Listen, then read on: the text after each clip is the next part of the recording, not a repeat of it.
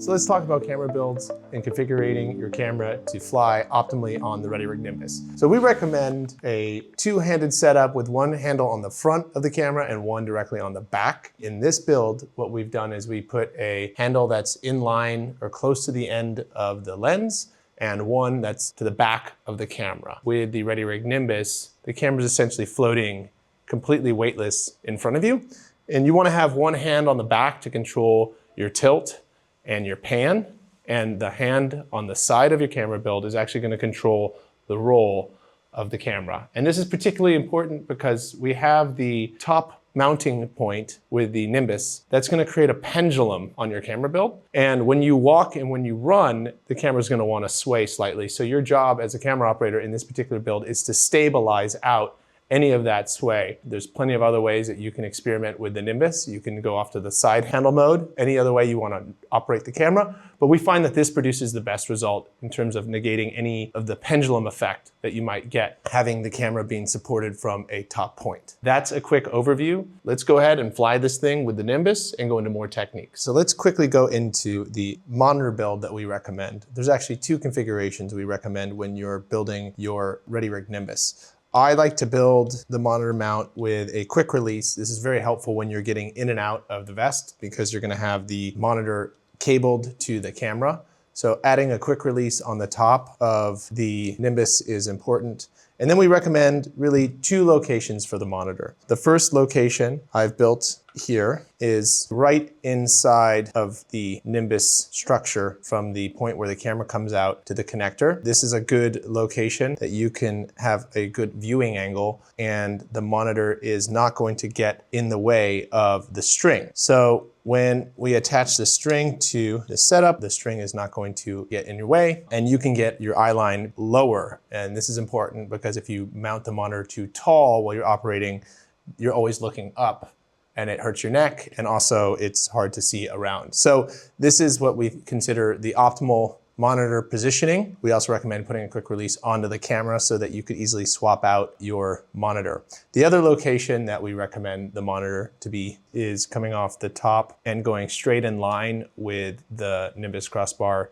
This is going to be a monitor placement that's going closer to you. It will be easy to have a clean viewing angle. The monitor will be moved closer to you, so you need to be a little bit mindful of that. The reason why we want to be mounted in the center line of the Nimbus crossbar is that when we mount the rope to the system, we want to have clearance from the rope when you're operating. So this rope will be moving at different angles as you're operating the camera, and there is no interference at this setup. We also like it because your neck is more neutral, the monitor is very visible, and it's quite easy to operate. Now, another monitor configuration we offer on the Nimbus is we have a NATO rail machined onto the nose of the Nimbus crossbar.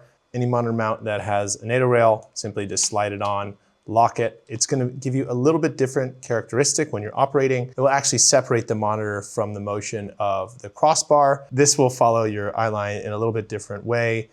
Since the motion is going to be delinked from the camera. You can experiment with this setup. This gives you a quick release option on the Nimbus if you're using NATO rails. So trying that out. For me, I personally go and recommend just coming off the top of the Nimbus. It's the simplest way to do it, but this is another option that we offer on the Nimbus system. That's the monitor configurations that we recommend with the Nimbus crossbar. Let's get it on and let's shoot. To get started, we really want to focus on how to tune the Nimbus to your camera payload, and then we're going to show you some optimal hand positioning techniques. So our first step is we want to make sure that we follow the sizing. This system has been set up for my length of torso. I'm going to be at my position, but if you need to adjust it, you adjust the vest to your torso size. Get the vest on. The arms right now are not under tension. We're going to start with the shoulder straps. Remember to keep the shoulder straps nice and loose. We don't want to over tighten them. Loosen the belt.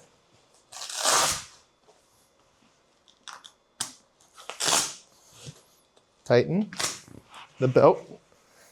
I like to do it twice to get it nice and firm. If you have the lumbar support, you could add the extra lumbar on your back at this point. Next, what we want to do is we want to load the arms of the Ready Rig Nimbus system. So what we're gonna do is open up the latches, grab the Nimbus in your hand and pull down. Now, at this point, the arm is free to slide in the shoulder pivot. So we wanna be very mindful. If we lift the crossbar up past the horizon line, it's gonna wanna pull back. And that's because the arms are under tension. If we pull down beneath the horizon line, it's gonna wanna fall forward. So what we wanna do is keep it parallel to the horizon, and that's gonna allow us to easily tune this forward and back. I like to keep my hand gripping on the carbon tube. That way if it slides back when I lift up, I can grip the shoulder fulcrum and the tube in my hand and it won't slam back. So I'm gonna add about 2 to 3 fingers of tension on either side, as you can see here. And I'm just gonna load it so that the tension is on the system, and I'm now going to calibrate the system to the camera payload. Now, I wanna talk about safety. This system is under load, so we wanna be very mindful of a couple things. The locking quick connect is a quick release structure that has a little bit of heft to it. So we don't want it to be freely swiveling around and not secure. It could hit you in the head, so you gotta be very mindful of it. What we recommend doing, and it's in the quick start guide, is actually attaching the ball mount to the 1/4-20 or 3/8 thread on the side, and you could securely and safely attach the locking quick connect to the side. So the first step in connecting your camera to the Nimbus crossbar is you want to take your hand and firmly grip the top of the Nimbus crossbar.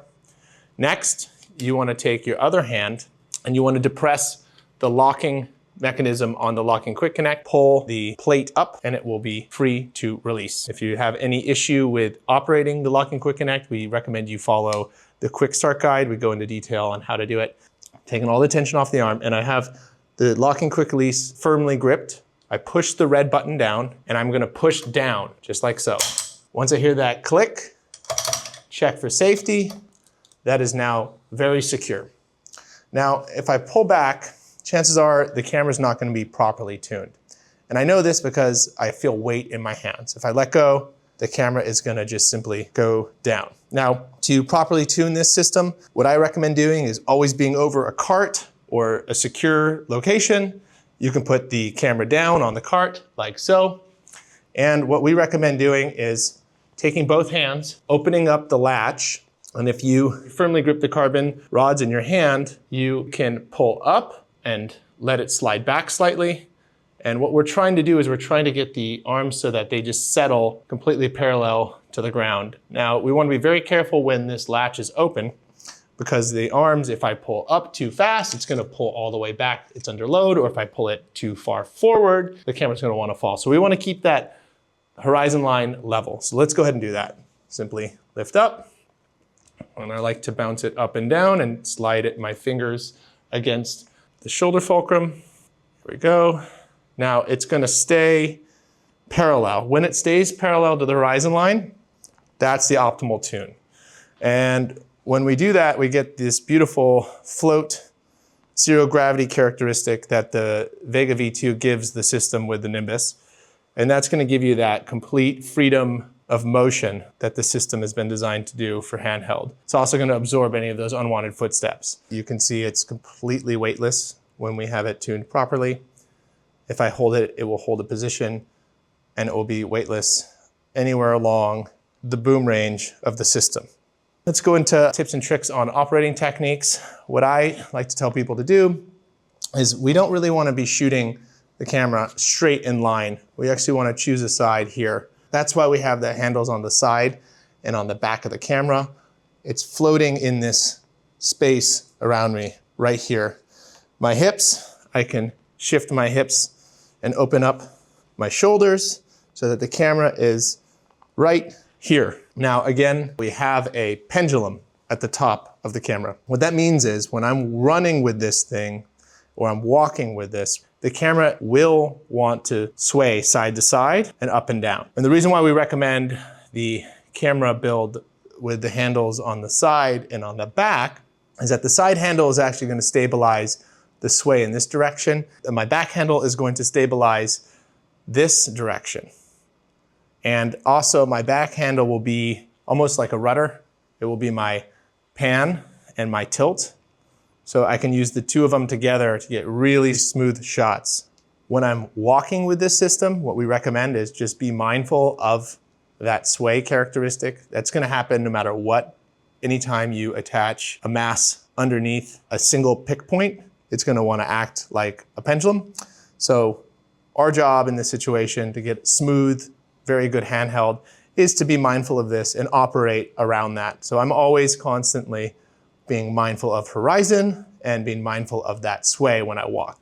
So I'm gonna show you how to get out of this system safely and securely. So we got into this safely, we're gonna get out of the system safely. So again, what we wanna do is go over to your cart, put the camera down, take your hand, take all the tension off the arm. This is very important. We don't want to disconnect this and have it under load. It could fly pretty fast and we need to be very mindful of that. The quick release is designed for safety. You have to push this red button. You have to push this red button. So push the red button in, take the tension off the arm, and you're gonna wanna push down, push the red button in, push down, and your fingers are gonna grip this locking mechanism so that it's in an up position. And then you can easily remove it. Next, take the locking quick release, slide it onto the ball mount, and now this is secure. Take the tension off the arm and take the vest off. And you are ready to take a break and get your next shot set up. Thank you for checking out this video on the new Ready Rig Nimbus crossbar. We hope you give it a shot. Check it out.